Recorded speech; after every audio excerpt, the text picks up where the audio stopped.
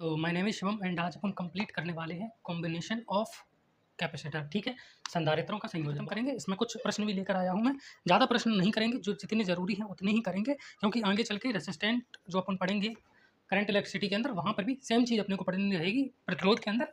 तो ठीक है, जिनको भी नहीं पता उनको मैं बता दूँ कि क्रैश कोर्स है ये, क्रैश कोर्स क्लास 12th का, और इसमें बहुत जल्दी अपन सारे टॉपिक को कवर करने वाले हैं। ठीक है, आज है संयोजन। संयोजन का अर्थ होता है जोड़ना। ठीक है, संयोजन का अर्थ क्या होता है? जोड़ना, यानी कॉम्बिनेशन। किसका? कैपेसिटर का, यानी कि संधारित्रों का। अब इस संयोजन दो तरीके का रहता है, एक होता है श्रेणी क्रम संयोजन, है ना, और एक होता है पार्श्वक्रम संयोजन,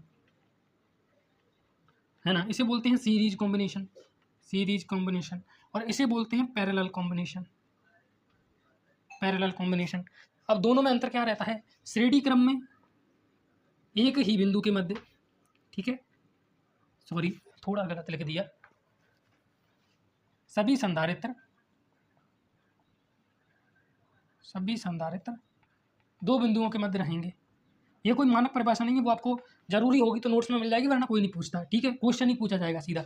सभी संधारित्र दो बिंदुओं के मध्य होंगे। कौन से बिंदु? विभव बिंदु। ठीक है, और यहां पर सभी संधारित्र, सॉरी दो नहीं बल्कि अलग बिंदुओं के मध्य रहेंगे, और इसमें दो बिंदुओं के मध्य रहेंगे। ये दोनों की डेफिनेशन हो गई। नोट करना चाहो तो नोट कर लो, बाकी कोई जरूरी नहीं है, ये आपसे कोई नहीं पूछने वाला। पूछेगा क्या? जैसे मेरे पास ये एक कैपेसिटर है, ये दूसरा कैपेसिटर है, ये तीसरा कैपेसिटर है। अब यहाँ पर मेरे पास ये एक कैपेसिटर है, ये दूसरा कैपेसिटर है, ये एक कैपेसिटर है, ये दूसरा कैपेसिटर है। दोबारा देख लो, ये एक कैपेसिटर है, ये दूसरा कैपेसिटर है। तो अब श्रेणी क्रम और पार्श्व क्या होता है वो समझ लेना। ठीक है, इस बिंदु पर पोटेंशियल मान के चलते हैं ए है, और इस बिंदु पर जो पोटेंशियल है वो मान के चलते हैं अपन बी है। ठीक है, तो ए और बी के बीच में ये दोनों कैपेसिटर मौजूद हैं। अगर ये बिंदु ए है तो ये बिंदु भी ए होगा, और ये बिंदु बी है तो ये बिंदु भी बी होगा। ठीक है, तो ए और बी के मध्य में दोनों कैपेसिटर स्थित हैं। ठीक है, जब दो बिंदुओं के मध्य में सभी कैपेसिटर स्थित हों तो उसे कहा जाता है पार्श्वक्रम संयोजन। तो ये कौन सा हो गया? पार्श्वक्रम संयोजन। ठीक है, पैरेलल कॉम्बिनेशन। यहाँ पर देखो, ये हो गया अपना ए और ये हो गया अपना बी।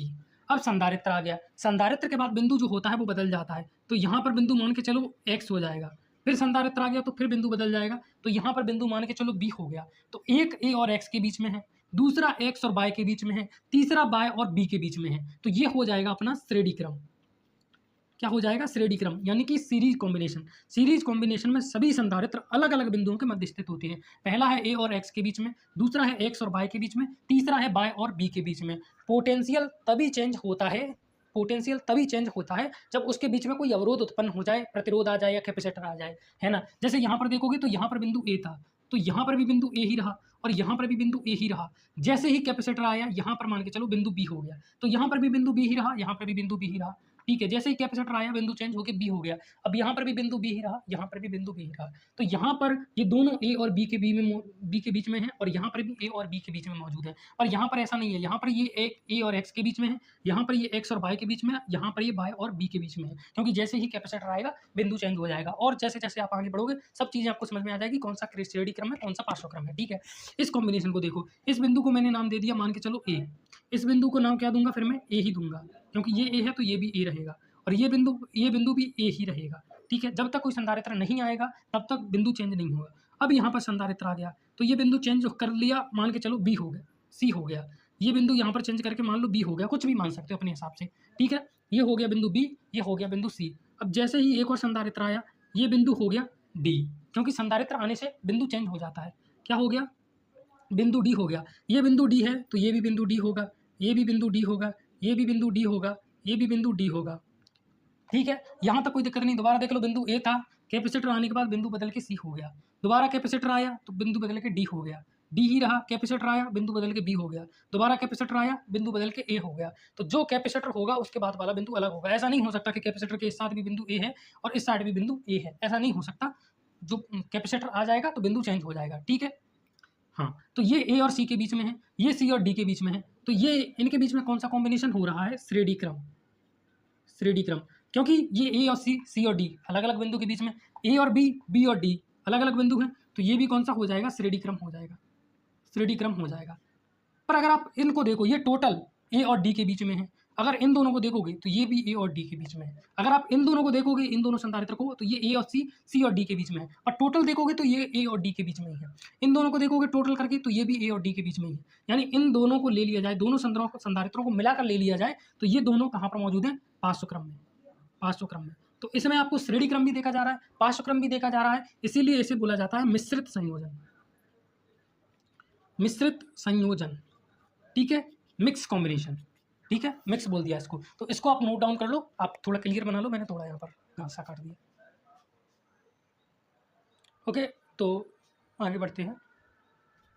अब अपन देख रहे हैं श्रेणी क्रम के लिए व्यंजक ज्ञात करना, ठीक है। अपने पास ये रहा एक कैपेसिटर, फिर ये रहा एक कैपेसिटर, फिर ये रहा एक कैपेसिटर, ठीक है। ऐसे मान लीजिए और भी कैपेसिटर हो सकते हैं, फिलहाल अपन 3 ही लेके चल रहे हैं, ठीक है, फिलहाल अपन 3 ही लेके चल रहे हैं। ये बिंदु हो गया ए, संधारित्र आने के बाद बिंदु चेंज हो जाएगा, बी हो गया, संधारित्र आने के बाद दोबारा बिंदु चेंज हो गया, सी हो गया, संधारित्र आने के बाद दोबारा बिंदु चेंज हो गया, डी हो गया। समझ गए, अलग अलग बिंदु पर है, यानी कि ये श्रेणी क्रम में जुड़े हुए हैं, ठीक है। ये अपना श्रेणी क्रम हो गया। अब इसके लिए व्यंजक अपने को ज्ञात करना है। तो ये मान के चलिए यहाँ पर इस तरीके से बैटरी अपन ने जोड़ दी, प्लस और माइनस। अब इसमें करंट बहने लगा, तो इसकी धारिता मान लीजिए सी माइक्रोफैरड है, इसकी धारिता भी सी माइक्रोफैरड है, इसकी धारिता भी सी है, ठीक है। धारिता को सी से दर्शाते हैं कैपेसिटेंस, ठीक है। और इसका जो वी विभव है, इसके कारण इसमें धारा प्रवाहित हो रही है। पूरे इसमें जो है धारा समान रूप से प्रवाहित होगी, इसीलिए जो आवेश यहाँ पर होगा वही आवेश यहाँ पर होगा और वही आवेश यहाँ पर होगा। अच्छा, हो सकता है सभी की धारिता अलग अलग हो, ऐसा हो सकता है। धारिता का आवेश से सीधा सीधा कोई संबंध नहीं होता, आवेश पर निर्भर नहीं करती। जैसे धारिता का मतलब होता है कितना चीज़ वो धारण कर सकती है, कितना आवेश धारण कर सकती है। तो कोई टंकी कितना पानी धारण कर सकती है, वो उसकी क्षमता है, पानी से डिपेंड नहीं करती, पानी से उसकी क्षमता नहीं बदल जाएगी, ठीक है। तो ये क्यू है, ये क्यू है, ये क्यू है। इसका मतलब ये नहीं कि इनकी धारिता भी बराबर होगी। इसकी धारिता मान लो C1 है, इसकी धारिता C2 है, इसकी धारिता C1 है, C3 है, लेकिन इनका विभव अलग होगा। इसका विभव V1 हो गया, इसका विभव V2 हो गया, इसका विभव V3 हो गया, क्योंकि बिंदु जैसे ही बदल जाते हैं, रेसिस्टेंस आ जाता है, तो उनके बीच का विभव भी बदल जाता है। इसे आप आगे चल के पढ़ोगे, अभी आपको नहीं पढ़ना, ठीक है। अब कर लेते हैं अपन, इनको सॉल्व कर लेते हैं, ठीक है। टोटल इसको मिलाकर, मैंने इसको मिलाकर इनकी जगह पर एक प्रतिरोध लगा दिया, इसे तुल्य प्रतिरोध बोलते हैं। क्या बोलते हैं? तुल्य प्रतिरोध, ठीक है। अब ये तुल्य प्रतिरोध मान के चलो V है, तो V बराबर कितना निकल के आएगा? तीनों विभवों को जोड़ दो, V1 प्लस के V2 और V3। बेसिकली ये दोनों बिंदु हैं, ये बिंदु A है, ये बिंदु B है, इन दोनों के बीच का विभवांतर होता है, पर आप नॉर्मल विभव मान के चलो, तो V1 V2 V3, ठीक है ना। हम सभी जानते हैं Q इक्वल टू क्या होता है, Q बटा V इक्वल टू क्या होता है, C। तो V को इधर ले जाओ और C को इधर ले आओ, तो Q बटा C हो गया। दोबारा देख लो, आवेश बटा विभव बराबर धारिता होता है, तो आवेश बटा धारिता बराबर विभव हो जाएगा। इसको इधर ले आए, इसको इधर ले आए, ठीक है। तो V की जगह पर लिख दिया मैंने Q बटा C। भाई वही बैटरी यहाँ पर लगी हुई है, सब कुछ वही है, बस इनकी जगह पर मैंने एक तुल्य प्रतिरोध लगा दिया। तो जो धारा इसमें बह रही थी वही करंट इसमें बहेगा, ठीक है। तो फर्क क्या रहेगा? फर्क ये रहेगा कि इस पर भी आवेश Q ही रहेगा, तो इस पर भी आवेश Q ही रहा।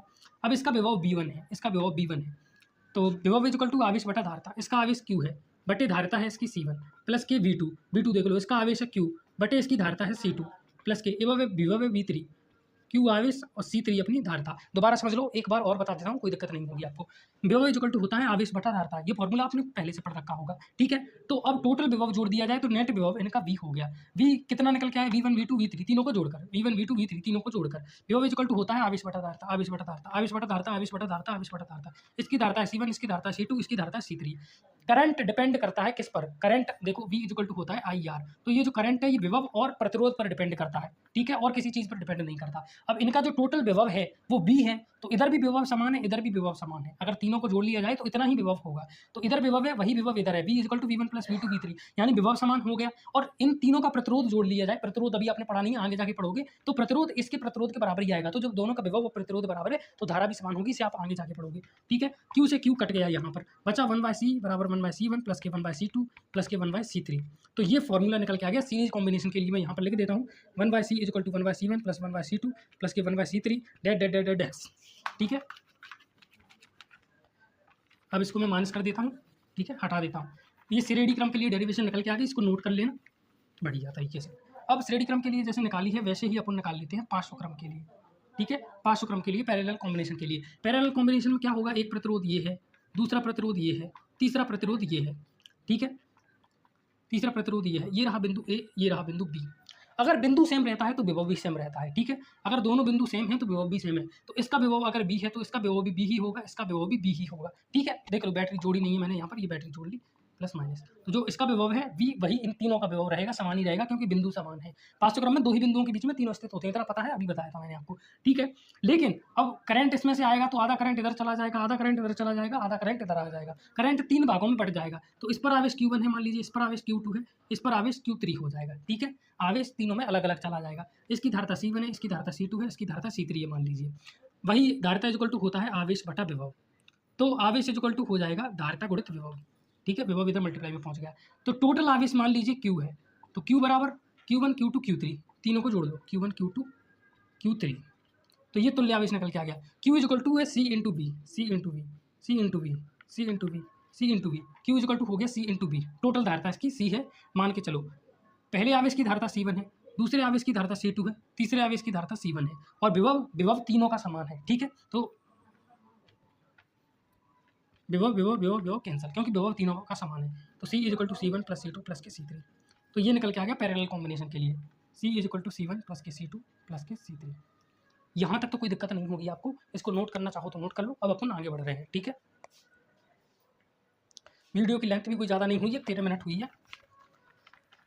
अब अपने को मेनली क्वेश्चन करने हैं, जिससे आपको सबको समझ में आ जाएगा। ज़्यादा डेरिवेशन अपन और किसी चीज़ की नहीं करेंगे, जो पूछा जाता है वो मैंने वैसे ही करवा दिया, ठीक है। इसका मैं पेज लगा दूंगा स्क्रीन पर, तो वहाँ से देख लेना जो क्वेश्चन यहाँ पर लिखे हुए हैं। पहला क्वेश्चन सीधा बना हुआ है, C धारिता C और धारिता C, इस तरीके से। ये क्वेश्चन नंबर 1 है, ठीक है। क्वेश्चन नंबर 1 है, तुल्य धारिता पूछ रहा है। तो अब सभी देख के बता सकते हो कि ये श्रेणी क्रम संयोजन है, ठीक है। और श्रेणी क्रम संयोजन में 1/C1 1/C2 इस तरीके से जोड़ते हैं। तो 1/C टोटल कर रहे हैं, बराबर कितना निकल के आएगा, 1/C है, दूसरे की धारिता भी C है, तीसरे की धारिता भी C है। अब इनको जोड़ दो, 1/C टोटल निकालना है आपको। 3 बार जोड़ रहे हैं तो 3/C निकल के आ जाएगा, जोड़ के देख लेना, ठीक है। 3/C। अब इसको उल्टा कर दो, C टोटल निकालना है ना आपको, टोटल धारिता कितनी है, तो 3/C है, उल्टा हो जाएगा C/3। तो टोटल धारिता कितनी निकल के आ गई, C टोटल बराबर C/3। अब एक की धारिता कितनी थी, C थी, टोटल की धारिता कितनी हो गई, कम हो गई। यानी जब श्रेणी क्रम में आप लगाते हो तो जो टोटल धारिता निकल के आती है वो मुख्य धारिता से कम निकल के आती है, ठीक है। अब इसको मैं मिटा देता हूँ, रहने तो बाद में मिटा दूंगा, ठीक है। तो टोटल धारिता निकल के आती है वो कम निकल के आती है, ठीक है। टोटल धारिता कम निकल के आती है, इस बात को याद रख लेना, ठीक है। देखो इसकी धारिता C थी, टोटल जोड़ने पर कितनी हो गई, C/3 हो गई, यानी कि कम हो गई। क्वेश्चन नंबर 2 ये किस तरीके से है, ये कह रहा है कि ये है 4 माइक्रोफैरड, ठीक है। मैं माइक्रोफैरड बार बार नहीं लिखूंगा। ये है 3, ये है 9, आप चाहो तो आप खुद से कर सकते हो, थोड़ा बहुत समझ में तो आ ही गया होगा। और ये है 2 ही है, हाँ ये है 2, और ये 8 वोल्ट की बैटरी जुड़ी हुई है, 8 वोल्ट की बैटरी जुड़ी हुई है, ठीक है। अब टोटल धारिता निकालनी है, टोटल धारिता C टोटल। इस बिंदु को मैं A नाम दे देता हूँ, इस बिंदु को मैं B नाम दे देता हूँ। बिंदु लेके करोगे आसानी से हो जाएगा। तो ये भी बिंदु A हो गया, ये भी बिंदु B हो गया, ठीक है। और ये भी बिंदु A है, ये भी बिंदु B है। बिंदु चेंज नहीं होंगे जब तक उनके बीच में कोई संधारित्र नहीं आएगा। इनके बीच में संधारित्र आ गया तो ये चेंज हो गए, A के बाद B हो गया, क्योंकि बीच में एक संधारित्र आ गया, कितना, 2 माइक्रोफैरड का। ये अब ये B है, ये भी B है, लेकिन ये B और A नहीं होगा क्योंकि बीच में संधारित्र पड़ रहा है। तो ये मान लीजिए कोई C हो गया, ठीक है, मान लीजिए कोई C हो गया। तो अब इसको टोटल जोड़ के बताते हैं अपन, ठीक है।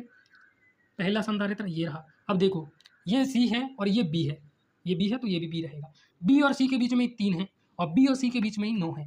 और जब इस तरीके का संयोजन हो, इस तरीके का, ठीक है, इस तरीके का, ये B है ये C है, तो B और C के बीच में ही आ रहे हैं दोनों, तो उसे बोलते हैं पार्श्वक्रम संयोजन। और पार्श्वक्रम में सीधा जोड़ दो, तो 3 और 9 को आप सीधा जोड़ दो, 3 और 9 को सीधा जोड़ा तो कितना हो गया, 9 और 3 12, और ये कितना था, 4 था। तो 4 ऐसा का ऐसा छाप दिया, 9 और 3 जोड़ के 12 कर दिया, तुल्य प्रतिरोध लगा दिया, ठीक है। यहाँ पर कितना था, यहाँ पर था 2, और ये रही अपनी बैटरी 8 वोल्ट की, ठीक है। अब देखो 4 और 12, इसको मैं A नाम दे देता हूँ, तो ये B हो गया और ये C हो गया।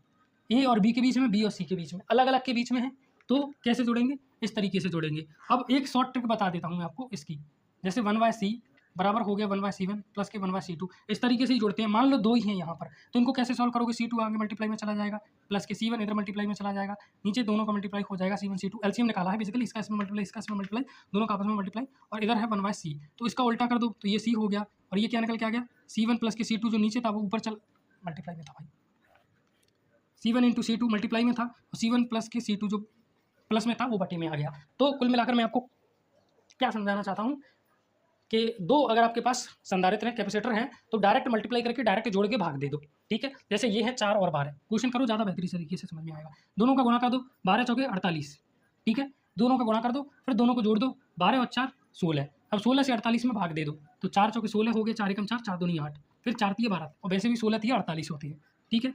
तो जोड़ने पर कितना आ गया, 3 आ गया। देखो ये 4 था, ये 12 था, टोटल कितना निकल के आया, कम निकल के आया। तो मैंने बताया था ना, श्रेणी क्रम में हमेशा टोटल करोगे तो कम ही निकल के आएगा, जबकि पाँच क्रम में सीधा जुड़ जाते हैं तो पाँच क्रम में ज़्यादा निकल के आएगा, ठीक है। ये भी आपको काम आ सकता है आगे चल के। और ये रहा 2, अब इसको तो आप कर ही लोगे। 3 और 2 कौन से क्रम में है, 3 और 2 500 क्रम में है। अगर इसको बिंदु ए बोल रहा हूँ, इसको बिंदु बी बोल रहा हूँ, तो ये भी बिंदु ए होगा, ये भी बिंदु बी होगा। ए और बी के बीच में ये है, ए और बी के बीच में ये है, तो कौन सा क्रम हो गया, 500 क्रम हो गया। डायरेक्ट जोड़ दो, 3 और 2 5, तो टोटल अगर निकालूँ मैं तो टोटल धारता कितनी निकल के आ गई, टोटल धारता ये 8 वोल्ट की बैटरी थी और 5 इसकी टोटल धारता निकल के आ गई, ठीक है। इतना समझ में आ गया तो अपन आगे बढ़ सकते हैं, ठीक है। नोट कर लो इसे, ओके। तो ये 2 क्वेश्चन और हैं, इनको और करते हैं, ठीक है। ये 2 है, ये 2 है। इसको बिंदु ए बोल रहे हैं तो इसको बिंदु सी बोल देता हूँ, इसको बिंदु डी बोल देता हूँ और इसको बिंदु बी बोल देता हूँ। तो देख लो, ये ए और सी के बीच में, अच्छा ये सी है तो ये भी सी ही होगा ना, ठीक है। तो ये ए और सी के बीच में और ये सी और बी के बीच में, ठीक है। तो देखो ये ए रहा और ये कितना है, 2 हो गया, फिर से 2 हो गया, ये 5 हो गया अपना, फिर ये 4 हो गया, ये 4 हो गया। इसी तरीके से लगा हुआ है ना, सीधा देख लो, कोई दिक्कत नहीं है। ये 2 है, ये 2 है, तो ये 2 है, ये 2 है, बीच में कोई संधारित्र नहीं है, बीच में कोई संधारित्र नहीं है। ये 4 है, ये 4 है, ये 4 है, ये 4 है, बीच में कोई संधारित्र नहीं है, बीच में कोई संधारित्र नहीं है। एक 5 लगा हुआ है बीच में। अब तुल्य निकालना है अपने को। ये पॉइंट ए बोल दिया है, ये पॉइंट बी बोल दिया है। अब तुल्य कैसे निकालें मेरे भाई, तो देखो सीधा सा तरीका है, श्रेणी क्रम में है, देखने पर ही पता चल रहा है। दोनों का गुणा कर दो, कितना आ गया 4, फिर दोनों को जोड़ दो, कितना आ गया 4, भाग दे दो, कितना आ गया 1। तुल्य प्रतिरोध हो गया, इनकी जगह पर 1 लिख दो आप।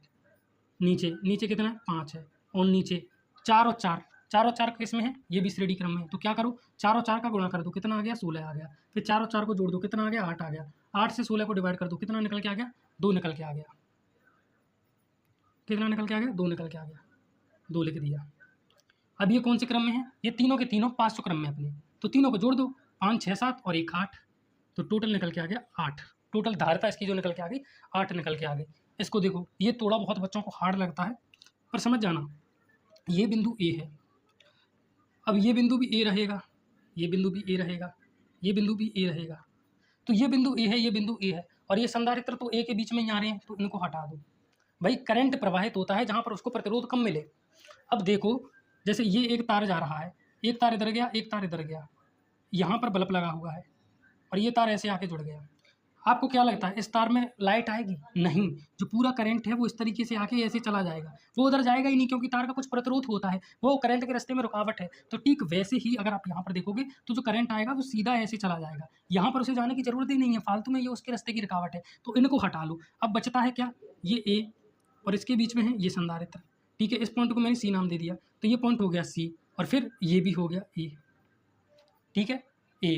तो ए और सी के बीच में ये एक और संधारित्र आ गया, ठीक है। देखो ए और सी के बीच में ये एक संधारित्र आ गया, फिर ये पॉइंट भी ए है क्योंकि ये सीधा जुड़ रहा है, तो ये भी ए है, तो ए और सी के बीच में ये एक और संधारित्र आ गया। अगर बीच में कोई संधारित्र नहीं दिख रहा तो पॉइंट नहीं बदलेगा, संधारित्र है तो पॉइंट बदल जाएगा। देखो सी के बाद ए हो गया, पॉइंट बदल गया ना।